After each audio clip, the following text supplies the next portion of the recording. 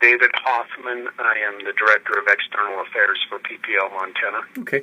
Well, David, can you tell me what's going on with the Corrette coal-fired power plant over in Billings? What's the story on that? Sure. It actually goes back quite a while. That plant is a 154 megawatt coal-fired plant. It's been in existence since 1968. It doesn't have a wet scrubber system like Colstrip does, for example. And with new EPA regs, it would require the installation of some pretty pricey pollution control equipment, including probably a bag house and some other things that would cost in the range of $40 million.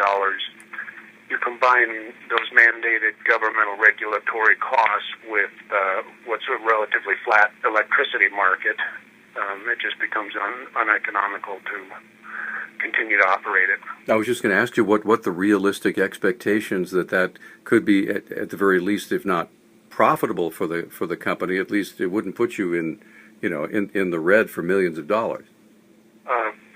Correct. At this point, it really would, and given the market forecast that we have over the next several years, it just doesn't seem to have a recovery that's strong enough to justify it. So if you could just take a minute, for those who aren't familiar with the Corrette plant, just give me a description of the scope and size of that plant. It's a single boiler, like I said, 154 megawatts. To put that in perspective, the statewide load of Northwestern Energy on average per day is about 850 megawatts. So it produces a substantial amount of electricity. How many folks are served by it, David? You can calculate about 45,000 homes per megawatt. So for 100 megawatts, you could have about whatever that math would be. Sure, yeah. So now, what would the impact be to Billings should this plant close? About 35 jobs will be gone. We announced this mothballing in September of 2012. So we have had time to relocate employees, provide them with early retirement packages that they accepted. But yeah, overall in Billings, it's a huge impact, not just because of the employees, but also because of the businesses that serve and service Corrette.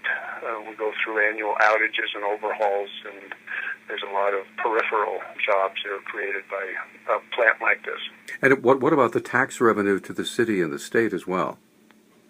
Tax revenue, of course, will decrease significantly because it's not operating. It's a centrally assessed asset. So I don't know exactly what that's going to be, and we won't know until we get our assessments from the Department of Revenue next year. But I can tell you it'll be a significant decrease in not only property taxes, but then the appurtenant taxes that go with the employees in the operation, the income tax, the payroll tax, and so forth. So, David, do you have a firm closing date for the plant?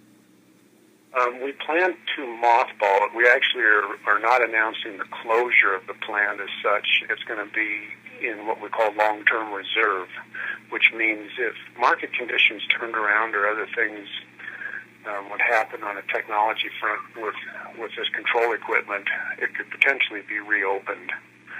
But to answer your question, the date is April 15th of this year. And the reason it's that date is because that's the effective date of the federal EPA mercury and air toxins rule that was announced or finalized in December of 2012. And the plant had to be in compliance by April 15th of 2015. All right. And do you have an annual payroll of the plant as when it was in full strength? Probably $3.5 million.